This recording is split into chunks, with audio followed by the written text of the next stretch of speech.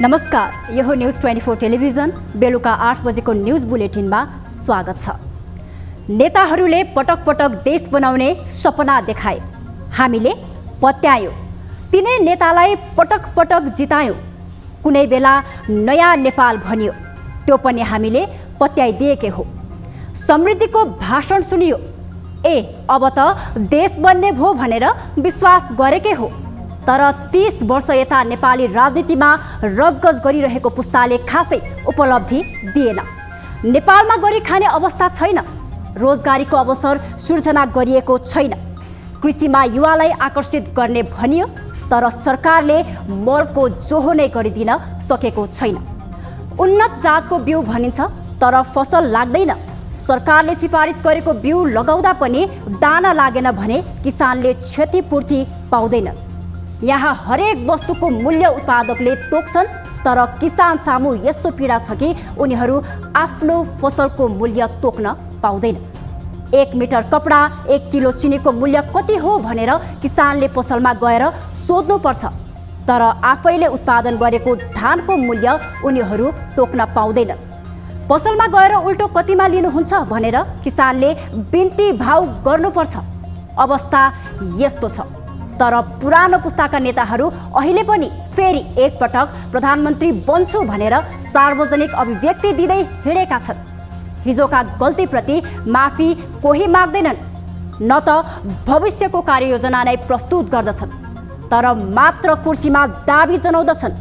जो र जुनसुकै दलको किन नहोस्, यस्तो प्रवृत्तिलाई चिन्न नसके नेपालीले फेरि भोलिका दिनमा दुःख बाहेक पाउने केही होइन। अब न्यूज बुलेटिनका हेडलाइन्स। स्मरण योग्य काम गर्न एकपटक पुनः प्रधानमन्त्री बन्ने माओवादी अध्यक्ष दाहालको इच्छा। एमाले बाहेकले देश बनाउन नसक्ने एमाले अध्यक्ष ओलीको तर्क।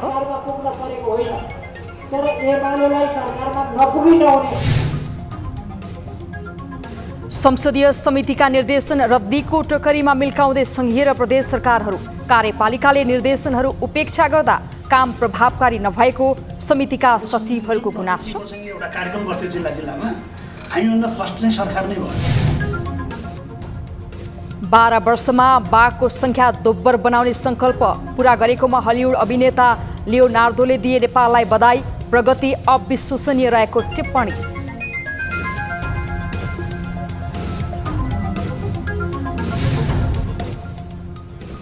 महिला साफ च्याम्पियनसिप फुटबलको समूह तालिका सार्वजनिक। नेपाललाई सह समूह, नेपालको समूहमा श्रीलङ्का र भुटान।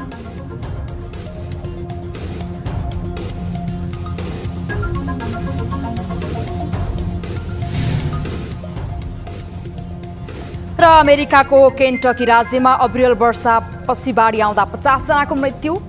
25,000 घरमा विद्युत आपूर्ति बन्द।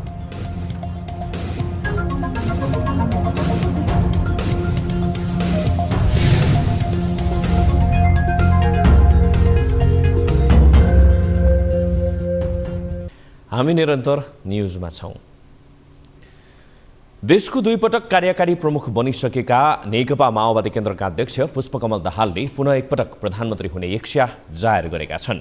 माओवादीको सम्पर्क समन्वय प्रदेश समितिको कार्यक्रममा अध्यक्ष दाहालले पुनः एकपटक देशको नेतृत्व गर्न चाहेको बताएका हुन्। उनले आफ्नो लागि आगामी निर्वाचनबाट देशको नेतृत्व गर्ने र यो नेतृत्व आफ्नो जीवनको अन्तिम र स्मरण योग्य हुने दावी पनि गरे। अध्यक्ष दाहालले आगामी निर्वाचनमा माओवादीलाई पहिलो बनाउने र देशलाई समृद्धिको बाटोमा लैजानु प्रमुख लक्ष्य रहेको जनाए। लास्ट इनिङमा देशले सम्झन योग्य काम गर्ने सपना बुनेको उनले बताएका छन्। अध्यक्ष दाहालले स्थानीय निर्वाचनको अनुभवलाई समीक्षा गरेर आगामी प्रदेश र सङ्घको निर्वाचनमा देशमा दोस्रो राजनीतिक शक्ति बन्ने दावी समेत गर्न भ्याए। दोस्रो शक्ति माओवादी बन्ने गरी सहकार्य गर्न कांग्रेस तयार नभए गठबन्धनमा जटिलता आउने चेतावनी पनि उनले दिए। 50 सिटभन्दा बढी हाम्रो नगुमेको भए हामी झन्डै 175 को वरिपरि पुग्थ्यौँ। एमाले 160 र 70 को तल आइपुग्थ्यो र हामी दोस्रो हुने अहिले नै प्रबल सम्भावना थियो। त्यो अनुभव लिएर हामी जाँदैछौँ र हामी बन्छौँ। हामी हुनै पर्छ। हामी त्यसरी जाँदा देशको बागडोर हाम्रै हातमा आउँछ। माओवादीकै कारण सरकारले किसान लक्षित उत्पादन वृद्धि गर्ने गरी बजेट ल्याएको बताए। किसान लक्षित बजेट ल्याएका कारण माओवादीको विरोध गरिएको तर्क समेत उनले गरे। एमसीसीको 12 बुँदे व्याख्यात्मक घोषणा र एमएसपीपीमा सहभागी नहुने पत्र अमेरिकालाई पठाउने कदमको जस पनि माओवादीले पाउने भन्दै उनले राष्ट्रवादी देखाउने चेष्टा समेत गरेका थिए। अध्यक्ष दाहालले देशको राजनैतिक मानचित्र बदल्न सक्ने ताकत माओवादीसँग मात्रै रहेको दावी गरे।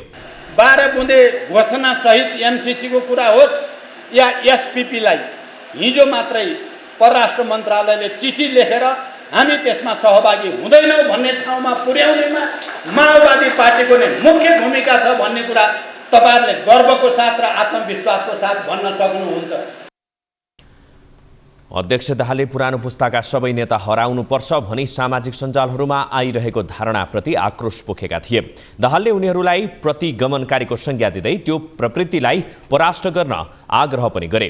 उनले अहिलेको गठबन्धन चुनावसम्म कायम रहने र समाजवादी केन्द्र तत्काल नबन्ने घोषणा पनि गरेका थिए।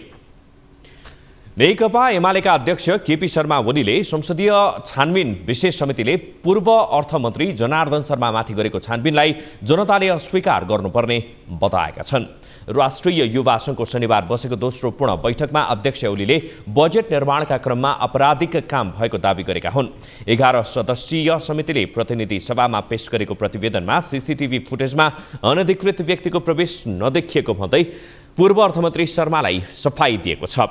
समितिको सो प्रतिवेदन सत्य नभएको र तथ्यमा आधारित पनि नरहेकोले त्यसलाई मान्न नसकिने ओलीको भनाइ छ। सत्तारूढ गठबन्धनकै बहुमतले तयार पारेर ल्याइएको सो प्रतिवेदनलाई नेपाली जनताले अस्वीकार गर्नुपर्ने तर्क पनि ओलीले गरे। अध्यक्ष ओलीले आफ्नो पार्टीलाई सो प्रतिवेदन मान्य नहुने र जे सत्य हो त्यसैमा अडिएर अघि बढ्ने आफ्नो पार्टीको अडान रहेको समेत स्पष्ट पारे। समितिमा 11 जना मध्ये 7 जना आफ्नो राख्ने र अनि हुन्छ र हुन्न भनेको आधारमा सो प्रतिवेदन आएको भन्दै उनले आक्रोश समेत व्यक्त गरे।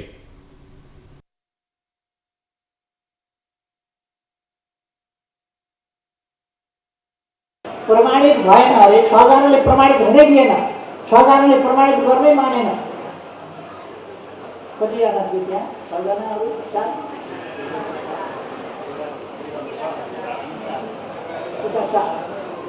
अनि 7 जना आफ्नो राखेर बहुमत र अल्पमतले पहिला त्यो त ती पार्लियामेन्टमै हुन्छ हुन्न भनेर भइहाल्थ्यो। गठबन्धनसँग हाल बहुमत छँदैछ।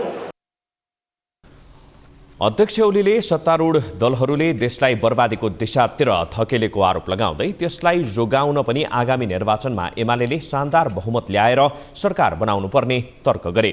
देशलाई बचाउन एमालेले आगामी प्रतिनिधि सभा र प्रदेशसभा निर्वाचनमा बहुमत ल्याएर सरकार बनाउनु पर्ने भन्दै उनले त्यसका लागि खट्न पनि पार्टीका नेता कार्यकर्तालाई निर्देशन दिए। आगामी निर्वाचनमा शानदार बहुमत ल्याएर सरकार बनाउनु जसबाट मात्र देश बन्न सक्छ। एमालेलाई सरकारमा पुग्न परेको होइन, तर एमालेलाई सरकारमा नपुगी नहुने, नगई नहुने, बहुमत नभई नहुने किन भयो भने यो देश बचाउनु छ, जोगाउनु छ, यसलाई अगाडि बढाउनु छ। त्यसकारण नेकपा एमाले सरकारमा पुग्नु पर्यो। ओलीले एमाले सरकारमा नपुगी मुलुक अघि बढ्न नसक्ने तर्क गरे। उनले जथाभावी रूपमा न्याय निरूपण नगर्न अदालतलाई पनि ध्यानाकर्षण गराएका थिए। सञ्चार तथा सूचना प्रविधि मन्त्री ज्ञानेन्द्र बहादुर कार्कीले देश र जनताको हितका लागि सबै क्षेत्रले आफ्नो गतिको रफ्तार तीव्र बनाउनु पर्ने बताएका छन्।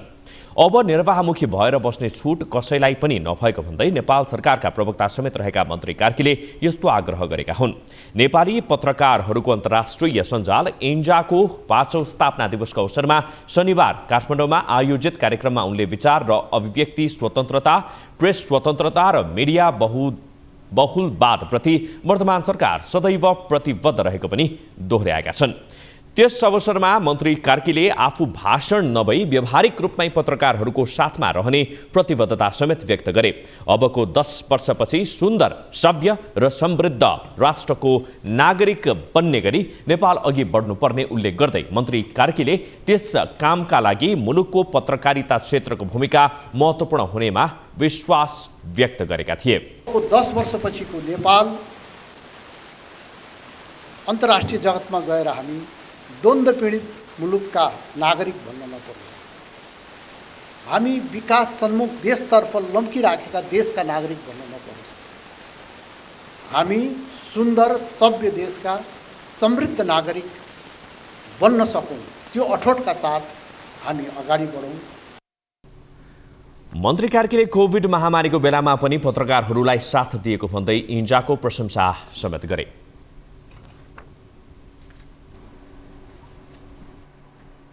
हामी निरन्तर न्यूजमा छौं। राष्ट्रपति विद्यादेवी भण्डारीले करिब 7 दशकदेखि असंलग्न परराष्ट्र नीतिको दृढतापूर्वक पालना गर्दै आएको बताएकी छिन्। विश्वभर आणविक हतियारको होडबाजी रोकिनुपर्ने धारणा पनि उनले राखेकी छिन्। राष्ट्रपति भण्डारीले नेपाल अन्तर्राष्ट्रिय कानुन समाजद्वारा शनिबार जावलखेलमा आयोजित अन्तर्राष्ट्रिय कानुन सम्बन्धी एसिया क्षेत्रीय सम्मेलनको उद्घाटन गर्दै यस्तो धारणा राखेकी हुन्। उनले नेपालले करिब 7 दशकदेखि असंलग्न परराष्ट्र नीतिको दृढतापूर्वक वकालत र पालना गर्दै आएको स्मरण पनि गरेकी छिन्। असंलग्न परराष्ट्र नीतिबाट देशको सार्वभौमिकता तथा राष्ट्रिय अखण्डताको रक्षाका लागि आधार प्राप्त हुने विश्वास उनले व्यक्त गरिन्। न्यायमा आधारित विश्व व्यवस्थाको पक्षमा सम्मेलन अघि बढ्ने शुभकामना समेत उनले दिएकी छन्।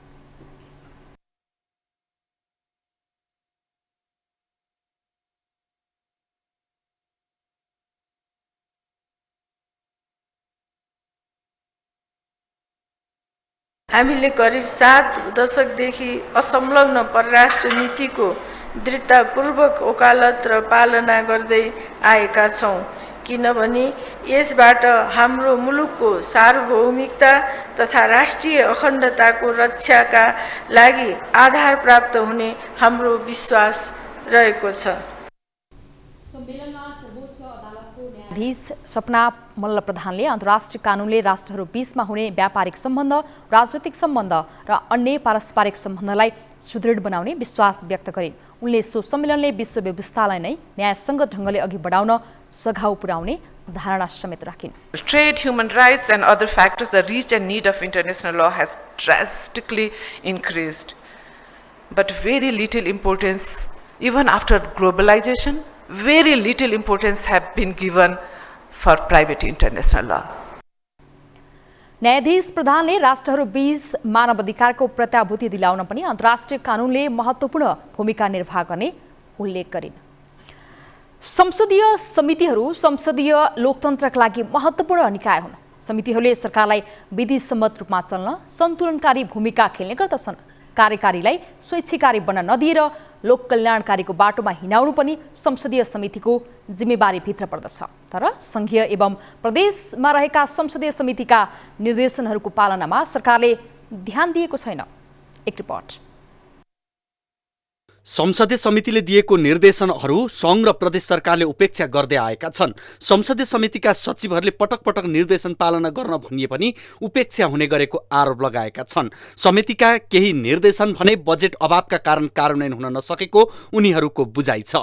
प्रदेश सभा 1 अन्तर्गतको अर्थ समितिका सचिव मोहन खड्काले समितिले बोलाएको बैठकमा मुख्यमन्त्रीहरूले नै आउन आनाकानी गरेको बताए। उनले समिति ठुलो कि मुख्यमन्त्री भन्दै मुख्यमन्त्रीहरू समितिको बैठक बैठकमा नआउने गरेको गुनासो गरे। उनले समितिका सचिवलाई कतिपय मुख्यमन्त्रीहरूले थर्काउने गरेको समेत खुलासा गरे। उनले समितिले दिएका सुझाव मध्ये 40% मात्रै कार्यान्वयन गरेको बताए। सचिव खड्काले समिति र सरकार बीचको अन्तर्सम्बन्धलाई व्यवस्थित गर्न सरकार चनाखो नभएको आरोप लगाए। उनले चालु आर्थिक वर्षको बजेटमा समेत संसद र समितिहरू चुनावमुखी हुँदा प्री बजेटको छलफल हुन नसकेको जानकारी दिए। यो चोटि चाहिँ हामीले प्री बजेटको सन्दर्भमा समितिले जुन रोल खेल्न पर्थ्यो त्यो खेल्ने सवालमा चाहिँ हामी चुनावमुखी भयौँ। सबै सांसदहरू चाहिँ चुनावमा केन्द्रित भएको हुनाले हामीले प्री बजेटको छलफल गर्ने अथवा त्यो बारेमा चाहिँ जाने भन्ने किसिम रहेन। अर्को हाम्रो समितिले जुन प्रकृतिको चाहिँ एउटा कार्यक्रम गर्थ्यो जिल्ला जिल्लामा, हामीभन्दा फर्स्ट चाहिँ सरकार नै भयो। त्यसै गरी प्रदेश सभा 1 अन्तर्गत सामाजिक विकास समितिका सचिव रामप्रसाद चापागाईले पनि समितिका निर्देशनहरू पालना नभएको बताए। उनले प्रदेश सभा नयाँ अभ्यास भएका कारण निर्देशन पालनाको परीक्षण गर्ने अवस्थामा भइ नसकेको बताए। कतिपय विषयमा निर्देशन पालना भएको दृष्टान्त पनि उनले दिए। प्रदेश सभा पनि नयाँ भएको नयाँ अभ्यासमा रहेको कारणले ठ्याक्कै निर्देशन दिने संसदीय निगरानी अनुसार सुझाव दिने र ती सुझावहरू कति कार्यान्वयन भए अथवा भएनन् भन्ने परीक्षण गर्ने अवस्थामा चाहिँ पुगिसकेका छैनौँ हामी। त्यस्तै कर्णाली प्रदेश सभा अन्तर्गतको सामाजिक विकास समितिका सचिव राजेन्द्र पौडेलले समितिका 30% निर्देशन प्रदेश सरकारबाट उपेक्षा हुने गरेको स्पष्ट गरे। उनले समितिले सरकारलाई दिएको हिंसा पीडित महिलाका लागि सेफ हाउसको व्यवस्थाका बारेमा अनुगमन गर्दा जाजरकोट लगायतका जिल्लामा प्रभावकारी कार्यान्वयन नभएको पाइएको जानकारी दिए। उनले कतिपय ठाउँमा समितिले दिएका निर्देशनहरू पालना गर्न बजेट अभाव रहेको जनाए। 4 वर्षमा धेरै कामहरू गरेको छ। अब सबै कुराहरू अहिले यहाँ सधैँ पनि भएन, म केही कुराहरू यहाँ राख्न चाहन्छु। समितिले विशेष गरी एउटा विधायकी कार्य गरिरहेको छ। समितिमा झन्डै 7वटा विधेयक प्राप्त भएका मध्ये 7वटा विधेयकहरू चाहिँ पास भइसकेको छ। अब अहिले चाहिँ 4वटा विधेयक विचाराधीन छ र एउटा विधेयकमा छलफल चलिरहेको छ। त्यस्तै संघीय संसद अन्तर्गतको विकास तथा प्रविधि समितिका सचिव एकराम गिरीले लैङ्गिक विभेद, पछाडि पारिएका अल्पसंख्यकहरू लगायत कानुन निर्माणका विषयमा राज्यले ध्यान नदिएको गुनासो गरे। उनले सरकारले सामाजिक एवं सांस्कृतिक विकासको पक्षलाई कम प्राथमिकतामा राखेको बताए। लैङ्गिक विभेदका कुराहरू छन् अनि पछाडि पारिएका अल्पसंख्यकहरू लगायतका कुराहरू छन्। त्यस उहाँहरूको अधिकार रक्षाका लागि नीतिगत पक्षमा, कानुन निर्माणका पक्षमा भएका कानुनहरूलाई आवश्यक परिमार्जन गर्ने, संशोधन गरेर समसामयिक बनाउने कुरामा समितिले नेपाल सरकारलाई बारम्बार ध्यानाकर्षण गराइरहेको अवस्था पनि छ। सचिव गिरीले समितिले पनि अपेक्षा अनुसारको क्रियाशीलता देखाउन नसकेको स्वीकार गरे। संसदीय समितिमा लामो छलफल, अध्ययन र बहस हुने गर्छ। त्यस्तो छलफलपछि समितिले दिएको निर्देशन पालना गर्नु कार्यपालिकाको कर्तव्य हुन आउँछ। निर्देशन पालना नगरे सरकारहरूले विधायिकाको समयसँगै खर्च मात्रै बढाएका छन्। सरकारले प्रधानमन्त्री राष्ट्रिय उत्पादन र उपभोग अभिवृद्धि कार्यक्रम सञ्चालन गर्न लागेको छ। उद्योग वाणिज्य तथा आपूर्ति मन्त्री दिलेन्द्र प्रसाद बडुले राष्ट्रिय उत्पादन वृद्धि गरी मुलुकको निर्यात व्यापार बढाउन सो कार्यक्रमको मोडालिटी तयार गरी कार्यान्वयनको चरणमा प्रवेश गराइएको बताएका छन्।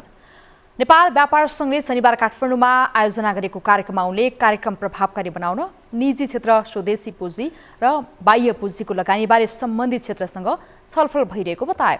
सरकारले चलाइरहेका उद्योगहरू पनि बन्द रहेको अवस्थाको चित्रण गर्दै मन्त्री बडुले यस्ता उद्योगहरूको पनि सञ्चालनका लागि सरकारले उद्योग मैत्री वातावरण सृजना गरिरहेको दाबी पनि गरे। उनले सरकार र निजी क्षेत्र मिलेर अघि नबढे फेरि पनि चिन्ता गरेर बस्नुको विकल्प नहुने बताएका थिए।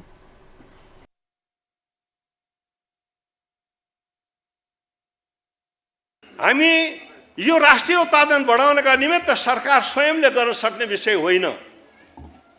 हामीले धेरै सरकारले आफै गरेर धेरै उद्योग बन्द भइरहेको अवस्था पनि हो। सरकार स्वयंले सबै उद्योग चलाएर सम्भव छैन, यसमा पनि हामी सहमत छौँ। र हामी निजी क्षेत्र, स्वदेशी पुँजी र सकिन्छ बाह्य पुँजी पनि कसरी ल्याउन सकिन्छ यसका निमित्त हामीले छलफल गरेर केही निष्कर्ष, केही निर्णय हामीले गरेका छौँ। मन्त्री बडुले सरकारले सञ्चालन गरिरहेका उद्योगहरूलाई पूर्ण क्षमतामा सञ्चालन गर्न पनि निजी क्षेत्रको सहकारी अति जरुरी रहेको बताए। उनले निर्यात बढाउने कामका लागि सरकारले आवश्यक नीति, कार्यक्रम र बजेटको व्यवस्था गरिरहेको दोहोऱ्याएका थिए।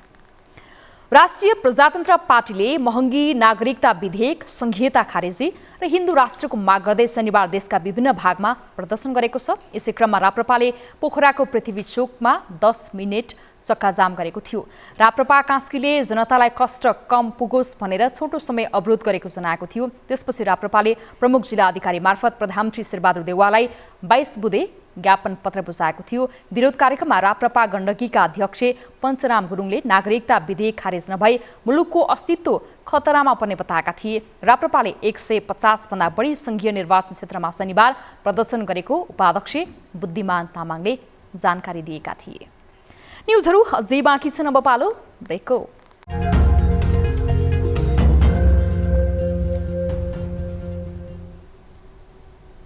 हामी निरन्तर न्युजमा छौँ। पछिल्लो समय नेपालमा बन्दै गरेका र बनेका विभिन्न पुल, पार्क, सडक जस्ता भौतिक संरचना सामाजिक सञ्जालमा भाइरल बन्ने गरेका छन्। अहिले आन्तरिक पर्यटन फस्टाउँदै गएको छ। यसै गरी भौतिक पूर्वाधारहरू पनि पर्यटकीय सम्भावनाका साथ निर्माण हुन थालेका छन्। नेपालमै पहिलो पटक रिडीमा बनेको 3 मुखे झोलुङ्गे पुल अहिले आन्तरिक तथा बाह्य पर्यटकको राम्रो गन्तव्य बनेको छ। एसियाकै नमुना पुल भनेर चिनिने यस पुलले बाटो मात्रै नजोडी गुल्मी, पाल्पा र स्याङ्जावासीको मन पनि जोडेको छ। एक रिपोर्ट। नेपालकै 4 धाम मध्ये एक धाम हो रुरु क्षेत्र। आकर्षक 3 मुखे झोलुङ्गे पुल पौराणिक कालदेखि नै पवित्र तीर्थस्थलको रूपमा परिचित ऋषिकेश धामको समीपमा बग्ने पवित्र कालीगण्डकी माथि बनेको छ। 2071 साल मङ्सिर 15 गते शिलान्यास गरिएको यो पुल करिब 6 वर्षमा सम्पन्न भएको थियो। यस पुलले रिडी बजारबाट ऋषिकेश मन्दिर जान सहजता हुनुका साथै आकर्षण पर्यटकीय स्थलका रूपमा समेत परिचित छ। यस पुलको निर्माणले पूर्णता पाएपछि विशेष गरी स्याङ्जाको कालीगण्डकी गाउँपालिका 1 कालीकोट क्षेत्र आसपासका स्थानीयहरूलाई रिडी बजार जान र ऋषिकेश धामको दर्शन गर्न घण्टौं हिँड्नुपर्ने बाध्यताको अन्त्य भएको छ। रुरु क्षेत्रको पर्यटनको विकासका लागि यस पुलले ठूलो भूमिका खेल्नेछ। अहिले यो पुलले यो स्याङ्जालाई यति छिटो बनाएको छ। 15 मिनटमै यो रिडीको बजारमा, यो ऋषिकेश मन्दिर धाममा 15-20 मिनटमै आउन सक्ने वातावरण यो पुलले सिर्जना गरेको छ। र यो नेपालकै 4 धाम मध्येको एक धाम ऋषिकेश धाममा अवस्थित यो पुल यो कालीगण्डकीको किनारमा अवस्थित छ। रुरु क्षेत्रमा पुल सञ्चालनमा आएपछि विभिन्न जिल्लाहरूबाट घुम्न, फोटो खिच्न र मन्दिरको दर्शन गर्न भक्तजन तथा आन्तरिक पर्यटकहरू आउँदा यो क्षेत्र आकर्षणको केन्द्र बनेको छ। जुन पुलले तपाईको 3टा जिल्लालाई जोड्छ र 3टा जिल्लाका मान्छेहरूलाई जोड्छ, ती मान्छेहरूको मन पनि जोड्छ र त्यसमा पनि तपाईको पर्यटकीय हिसाबले र विकासका हिसाबले र समृद्धिका हिसाबले पनि यसलाई अझै राज्यले हेर्नुपर्ने, राज्यको निकायबाट अलि राम्ररी हेर्ने हो भने हामीलाई यो 3टा जिल्लाको यो परिधिभित्रको यो रुरु क्षेत्र धामको चाहिँ खर्च चाहिँ यही पुलले उठाउन सक्ने मैले सम्भावना देखेको छु। वाइ आकारमा रहेको यस पुलको 3तिरै बिजुली बत्ती जडान गरिएको छ, जसले गर्दा रातिमा यहाँको दृश्य अत्यन्तै लोभलाग्दो देखिन्छ। मणिमुकुन्द सेनद्वारा प्रतिष्ठापित यस ऐतिहासिक एवं धार्मिक ऋषिकेश मन्दिरको प्रचार प्रसारमा यस पुलले ठूलो भूमिका खेल्ने देखिन्छ। थप यस क्षेत्रको प्रचार प्रसार र सम्वर्धनका लागि स्थानीय र केन्द्रीय सरकारले ध्यान दिनु जरुरी छ। न्युज 24 टेलिभिजनका लागि पाल्पाबाट टिभी जर्नलिस्ट प्रकाश ढकालको रिपोर्ट। पछिल्लो 24 घण्टामा नेपालमा 3679 नमुना परीक्षणमा 438 जनामा कोरोना भाइरस संक्रमित फेला परेको छ।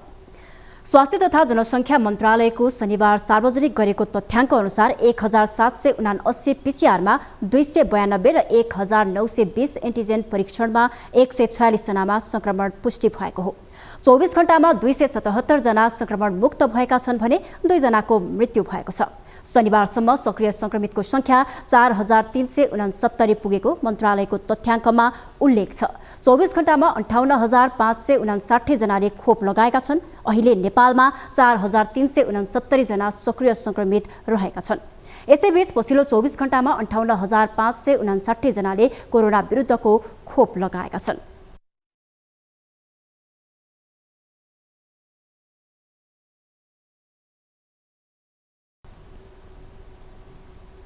बाह्र वर्षमा बाघको संख्या दुब्बर पुर्याउने अन्तर्राष्ट्रिय प्रतिबद्धता पूरा गरेकोमा हलिउड अभिनेता लियोनार्डो डिकार्पियोले नेपाललाई बधाई दिएका छन्। विश्व वन्यजन्तु र लोपोन्मुख प्रजातिहरूको संरक्षणमा मद्दत गर्दै आएका डिकार्पियोले नेपालले आफ्नो विश्वव्यापी प्रतिबद्धता हासिल गरेकोमा सामाजिक सञ्जालबाट नेपाललाई बधाई दिएका हुन्। 2022 को सर्वेक्षणले नेपालमा अहिले अनुमानित 355 बाघ रहेको खुलासा भएको छ। 2010 मा 121 वटा बाघ रहेकोमा 12 वर्षपछि 355 पुग्नुलाई उनले अविश्वसनीय उपलब्धि भनेका छन्। सन् 2010 मा रुसको सेन्ट पिटर्सबर्गमा गरिएको सम्मेलनमा नेपालले 121 बाट 250 बाघको संख्या पुर्याउने लक्ष्य लिएको थियो। पछिल्लो पटक गत 19 मङ्सिरदेखि 28 फागुनसम्म नेपालमा बाघको गणना भएको थियो।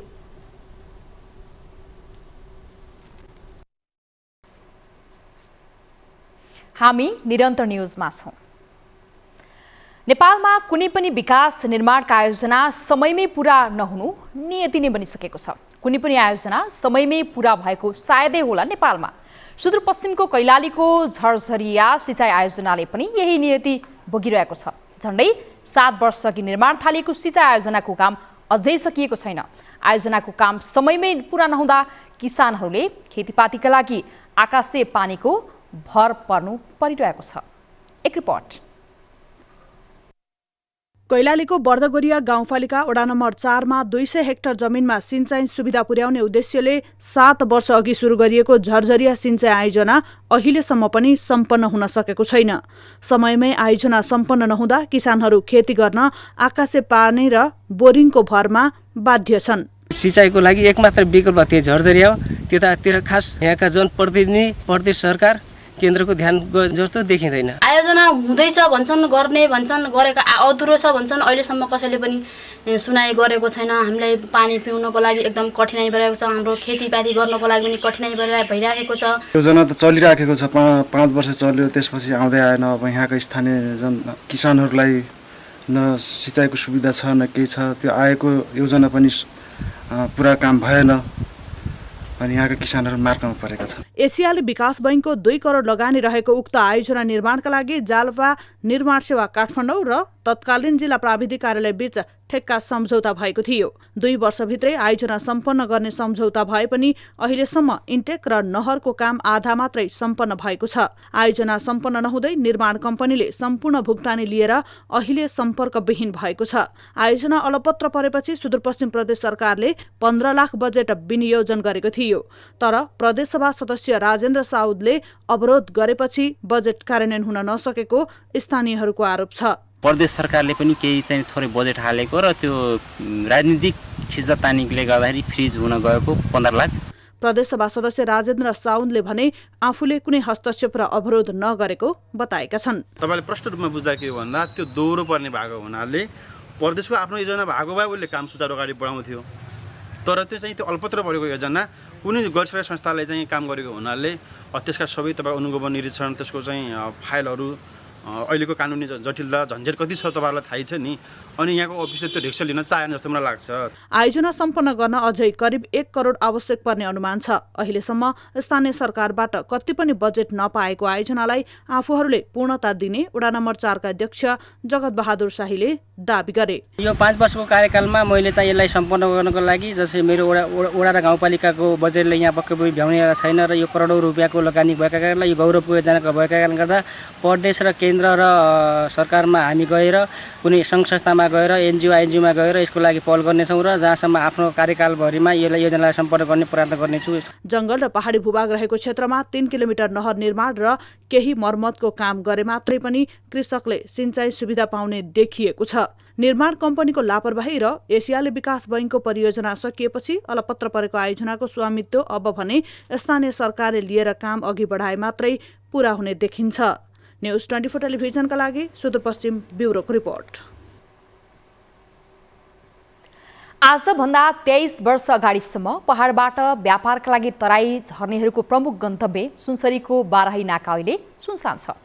यसै ठाउँबाट तराईको इटहरी, धरान, विराटनगरसम्म पहाडहरूमा उत्पादित सामग्री पुर्याउन जाने गर्दथे। त्यस समय त्यहाँ पहाडी जिल्ला धनकुटा, भोजपुर, खोटाङ, सोलुखुम्बु र सङ्खुवासभादेखिका व्यापारीहरूले उत्पादित सामानहरू लिएर आउने गर्दथे। 51 साल यताको चर्चित नाका, जसले नेपाल सरकारलाई धेरै राम्रो कर मार्फत आम्दानी दिने गर्दथ्यो, त्यही नाका अहिले ओझेलमा परेको छ। एक रिपोर्ट। 2051 सालमा पूर्व प्रधानमन्त्री स्वर्गीय मनमोहन अधिकारीको पालामा मध्य पहाडदेखि तराई जोड्नलाई बाटो निर्माण गरेसँगै झोलुङ्गे पुल निर्माण गरेर सुनसरीको बराह मन्दिर नजिकै बाराही नाका स्थापना गरिएको थियो। त्यसबेला यस नाकामा दैनिक जसो ढाकर बोकेर व्यापार गर्न तराई झर्नेहरूको मेला नै लाग्ने गर्दथ्यो। 51 साल यताको चर्चित नाका, जसले नेपाल सरकारलाई धेरै राम्रो कर मार्फत आम्दानी दिने गर्दथ्यो। तर 2069 साल यताबाट सप्तकोशी नदीमा जेट बोट सञ्चालनमा आएसँगै क्रमशः यो नाकामा चहल पहल घट्दै गएको छ। पहाडी जिल्लाबाट आउने व्यापारीहरू आफ्ना उत्पादित सामग्रीहरू जेट बोट मार्फत सामान आयात गर्न थाले भने साना व्यापारीहरू जेट बोटको महँगो शुल्क तिर्न नसकेर सवारी साधन मार्फत धरान हुँदै तराई झार्न थालेपछि यो नाका पूर्ण रूपमा ठप्प भएको हो। जब धरान धनकुटाको बाटो यता धरान टु भोजपुरको बाटो खुल्यो, गाडीको सुविधाहरू भए, त्यसले गर्दाखेरि यो बाटो चाहिँ मान्छे एकदम कमै भएको छ। अब चाहिने साधन उपभोग्य वस्तुहरू चाहिँ अब गाडी मार्फतै लाने गरेका छन्। त्यसै गरी अहिले त्यो सँगसँगै अहिले जल पर्यटनबाट पनि जल यातायातबाट पनि मान्छेहरू जाने गरेको छ। सुनसरीकै पुरानो चतरा बजारबाट खाद्यान्न सामग्रीहरू ढुवानी गरेर पहाडी जिल्ला पुर्याउने गरिन्थ्यो।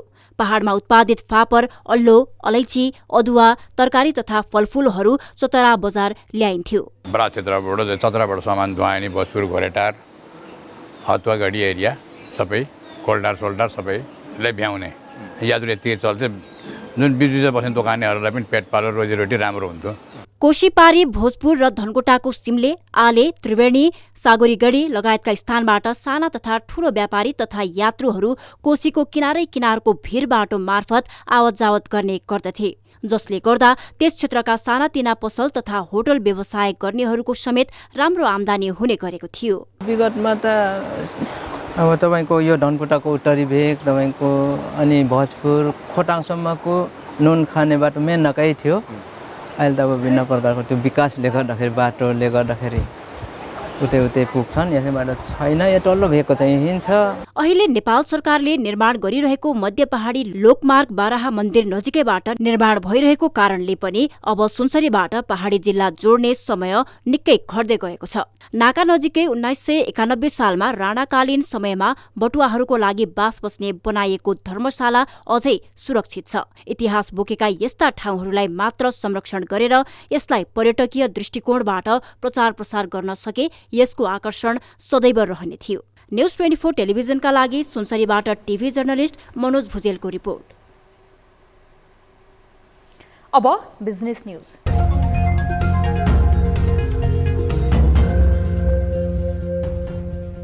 अन्तर्राष्ट्रिय मुद्रा कोष IMF ले नेपालको आर्थिक वृद्धि दर गएको वर्ष जस्तै रहने प्रक्षेपण गरेको छ। IMF को वर्ल्डको इकोनोमिक आउटलुक प्रतिवेदनको जुलाई संस्करणमा नेपालले सन् 2022 मा 4.2% को आर्थिक वृद्धि दर हासिल गर्ने उल्लेख छ।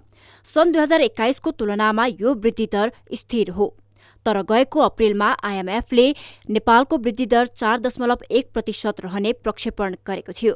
समग्र विश्व अर्थतन्त्र नै उत्पादन संकुचन, उच्च मुद्रास्फीति र वित्तीय अस्थिरताको जोखिमतर्फ धकेलिन लागेको IMF को प्रक्षेपणका बीच नेपालको वृद्धि दरमा सुधार सहितको संशोधन प्रस्तुत भएको हो। अत्याधिक आयातका कारण विदेशी मुद्रा सञ्चितिमा परेको दबाव, पर्याप्त तरलताको अभाव र मूल्य वृद्धिका कारण नेपालको अर्थतन्त्रले पनि पछिल्ला केही महिना यता समस्या सामना गर्नु परिरहेको छ। समग्र एसिया क्षेत्रको आर्थिक वृद्धि दर भने घट्दो देखिएको छ। सन् 2021 मा एसिया क्षेत्रको औसत आर्थिक वृद्धि दर 6.55% थियो। तर यस वर्ष 4.5 मा खुम्चने र आउँदो वर्ष सामान्य बढेर 4.65 मा सीमित हुने प्रक्षेपण गरिएको छ। दक्षिण एसिया क्षेत्रमा भारतले सबैभन्दा उच्च अङ्कको आर्थिक वृद्धि दर हासिल गर्ने अनुमान छ। न्यूजहरू अझै बाँकी छन्, अब पालो ब्रेकको।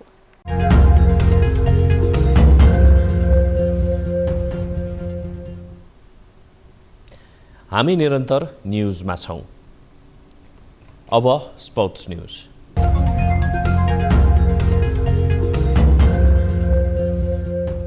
नेपालमा आयोजना हुने महिला साफ च्याम्पियनसिप फुटबलको समूह विभाजन गरिएको छ। दक्षिण एसियाली फुटबल महासंघ साफले शनिबार महिला साफको समूह विभाजन सार्वजनिक गरेको हो। साफले सहभागी 7 टोलीलाई 2 समूहमा विभाजन गरेको छ। नेपाल सहज मानिएको समूह बी मा परेको छ। नेपालको समूहमा श्रीलङ्का र भुटान छन्। यस्तै समूह ए मा साबिक विजेता भारत, मालदिप्स, बङ्गलादेश र पाकिस्तान परेका छन्। त्रिपुरेश्वर स्थित दशरथ रङ्गशालामा महिला साफ च्याम्पियनसिप भदौ 21 देखि असोज 3 गतेसम्म हुनेछ। नेपालले यसअघि 5औं संस्करणको महिला साफ आयोजना गरेको थियो। विराटनगरमा आयोजना भएको साफको उपाधि भारतले जितेको छ। नेपाल फाइनलमा भारतसँग पराजित भएको थियो। साफका लागि नेपालले बन्द प्रशिक्षण सुरु गरिसकेको छ। मुख्य प्रशिक्षक कुमार थापाले बन्द प्रशिक्षणका लागि 48 खेलाडी बोलाएका छन्। हालसम्म 5 संस्करण मध्ये नेपाल 4 पटक फाइनलमा भारतसँग पराजित भएको छ। सन् 2015 मा भने नेपाल भारतसँग सेमी फाइनलमा रोकिएको थियो। अब 24 वेदर अपडेट।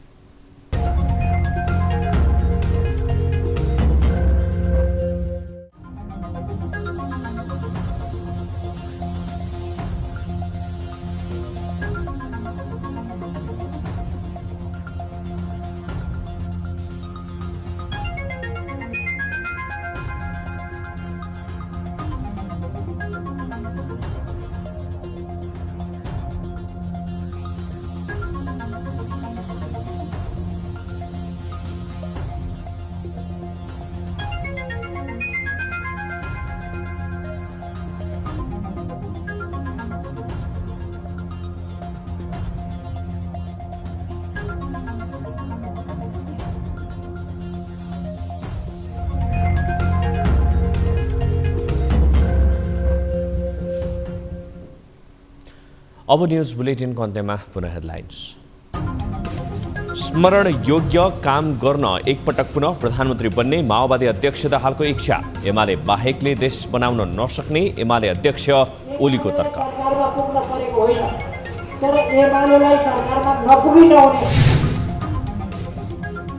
संसदीय समितिका निर्देशन रद्दीको टोकरीमा मिल्काउँदै संघीय र प्रदेश सरकारहरू कार्यपालिकाले निर्देशनहरू उपेक्षा गर्दा काम प्रभावकारी नभएको समितिका सचिवहरूको गुनासो।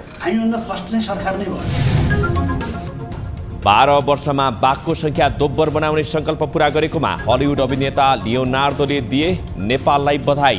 प्रगति अविश्वसनीय रहेको टिप्पणी।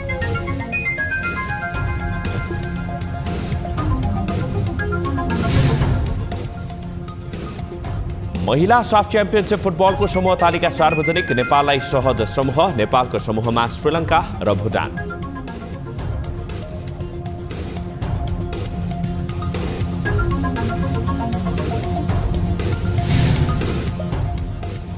र अमेरिकाको केन्टकी राज्यमा अविरल वर्षापछि बाढी आउँदा 50 जनाको मृत्यु। 25,000 घरमा विद्युत आपूर्ति बन्द।